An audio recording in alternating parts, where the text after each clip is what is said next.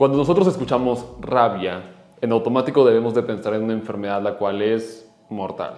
Y la rabia se ha tomado como inspiración para hablar de películas, de videojuegos y todas estas que involucran los zombies.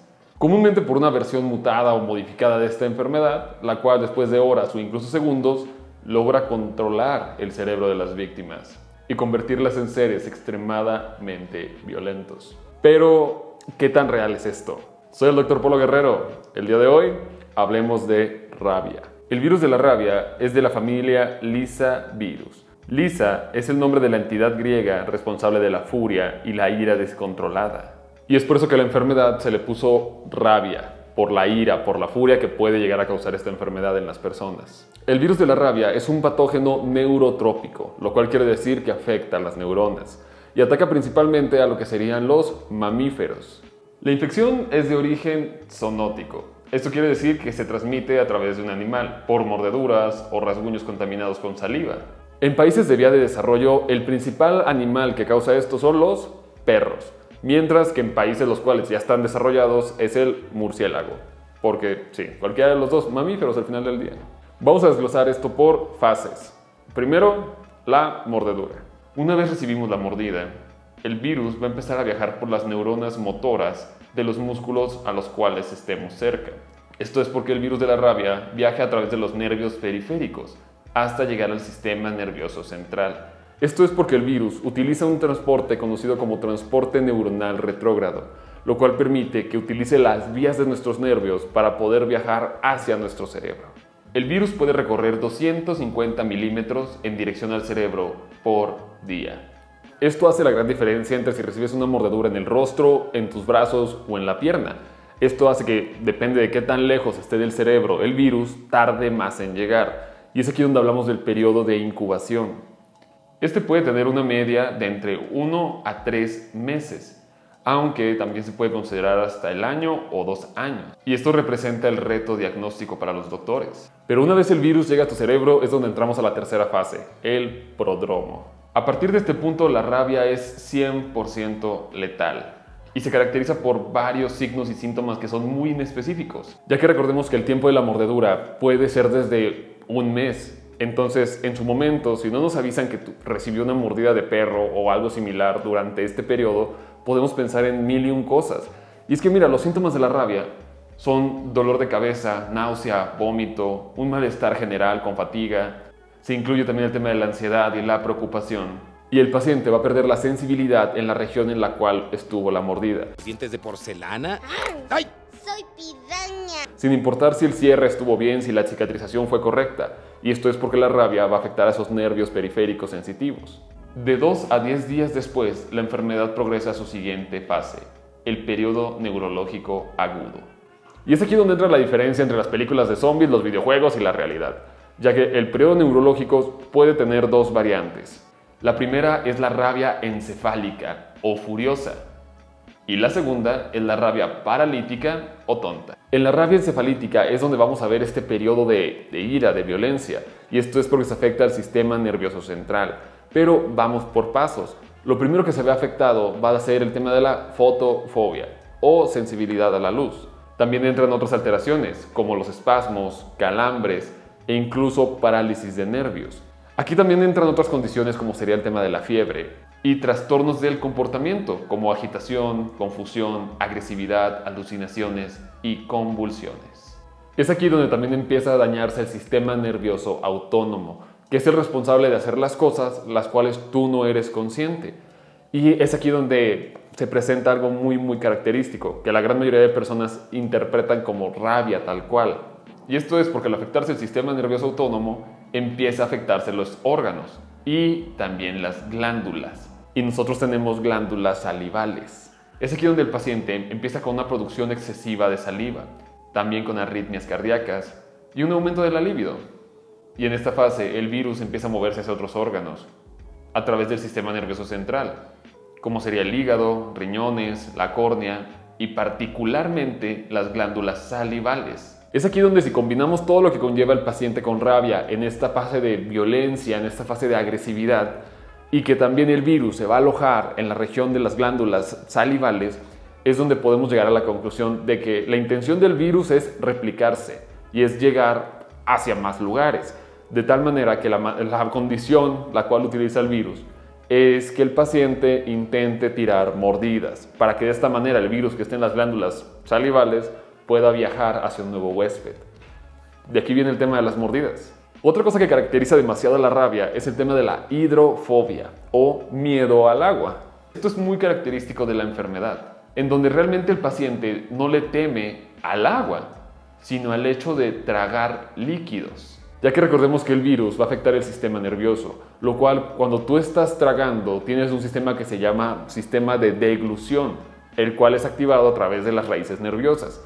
Esto va a causar espasmos, entonces es un proceso que el paciente va a sentir como doloroso y de aquí que le dé miedo el tragar agua, tragar saliva. Pero este reflejo no simboliza que tengas miedo al agua, sino es lo mismo a decir cuando un niño pequeño ve una inyección. Le da miedo la jeringa y por eso tiene esta reacción de escape de querer salir de ahí. Lo mismo ocurre en los pacientes con rabia. Tienen miedo a sentir ese dolor por tragar. Y esto le conviene bastante al virus, ya que la intención de él es permanecer en las glándulas salivales. De tal manera que si tú estuvieras tragando esa saliva o tragando líquidos, pues el virus no podría salir porque estás pasando saliva. Entonces al virus le conviene que no puedas tragar. Otra cosa que también es muy característica de la rabia, pero que casi no se habla, es el tema del miedo al aire, conocido como aerofobia. Y esto sucede por lo mismo. Cuando te echan aire o un ventilador o cualquier situación, hay sensibilidad, lo cual también causa espasmos, lo cual también le duele al paciente. Por lo tanto, el echarle aire también causa esa reacción de alejarse, de querer separarse de la fuente de aire. Y bueno, miedo al aire. En el caso de los animales, esta es la causa por lo cual el animal infectado puede soltar espuma por la boca. Es saliva acumulada. Y al tener esta saliva acumulada con la cantidad de virus, maximiza las posibilidades de poder infectar a otro individuo. Y es aquí donde llegamos a la cuarta fase. El grupo neuronal que te quiere mantener alerta o despierto empieza a fallar. Por lo tanto, el paciente empieza con letargo, sentirse muy cansado, el término sería estuporoso, hasta que finalmente entra la etapa de coma. Una vez llega la etapa de coma, lo único que podemos hacer nosotros es esperar a que el virus termine su función. No hay manera de revertir esta situación. Ha habido casos en la literatura médica, pero son muy contados, por decirte uno o dos, en el que el paciente se ha recuperado después de haber entrado a la tercera fase de la enfermedad. Así que por eso se considera que es una enfermedad 100% letal. Esto es porque el virus va a incapacitar las neuronas que se encargan de mantener la respiración, hasta que finalmente llegamos a la quinta fase, lo cual sería el desenlace trágico por la rabia. Y recuerdas que te dije que había dos tipos de rabia. En el caso de la rabia paralítica o tonta, el paciente va a estar en depresión, va a estar muy atontado. Así como te puedes imaginar un paciente el cual no quiere moverse, no puede después moverse. Y esto se contrapone porque en la rabia paralítica o tonta no se presenta el tema ni de la hidrofobia y tampoco el tema de la violencia. Pero al final del día el desenlace es exactamente el mismo. La rabia es 100% letal, pero también es 100% prevenible. Y esto es a través de la vacunación contra la rabia. Esto es en población en cual tiene riesgo de contacto con cualquier animal que sea silvestre, porque recordemos que los mamíferos son los principales, en donde la vacunación es al mes, a los 3 meses y después es anual. Y aquí es donde entonces, ¿cómo podemos tratar la rabia? Porque bueno, seguramente hemos escuchado el caso de alguna persona a la cual fue mordida y le pusieron algo conocido como el suero antirrábico. Funciona de la siguiente manera. Lo primero va a ser lavar la región afectada. Esto es con solución antiséptica, como puede ser agua y jabón, por 15 minutos. Lo primero que necesitamos saber es si se encontró al animal que mordió a la persona o no se encontró, porque sobre esto es donde va a entrar muchas cosas respecto al tema del tratamiento. Lo importante con el animal es conocer si es doméstico o si es silvestre, en donde a partir de esto es donde podemos calificar o clasificar a nuestro paciente en un riesgo leve, moderado o grave. En donde el riesgo leve va a ser si no hay contacto con saliva del animal, en donde no se da ningún tratamiento.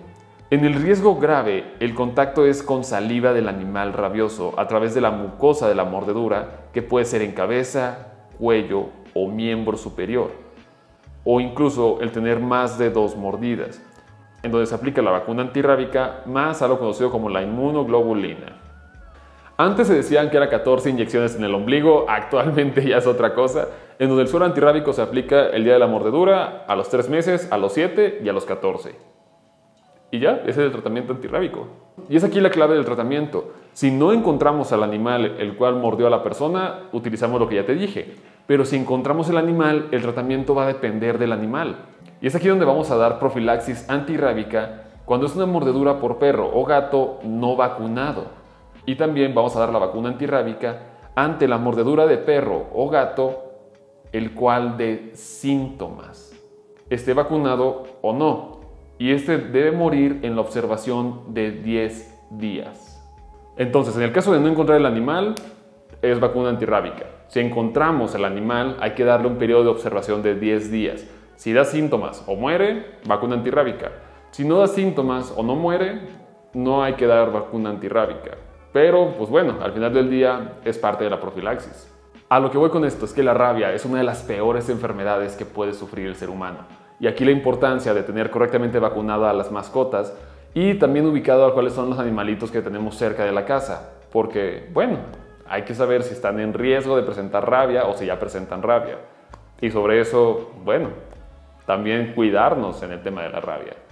Eso fue todo por el video del día de hoy. Espero que aprendieras algo nuevo sobre esta enfermedad, que supieras que sí existe la rabia, que sí es característica de muchas películas zombies, pero sobre todo que es una enfermedad la cual es prevenible en un 100%, pero no tratable. Letalidad del 100%. Por aquí te van a estar apareciendo las redes sociales por si tienes alguna pregunta o algo similar. Y si tienes alguna pregunta, pregúntala a tu médico. Y lleven a sus animalitos con el veterinario. Eso también es muy importante.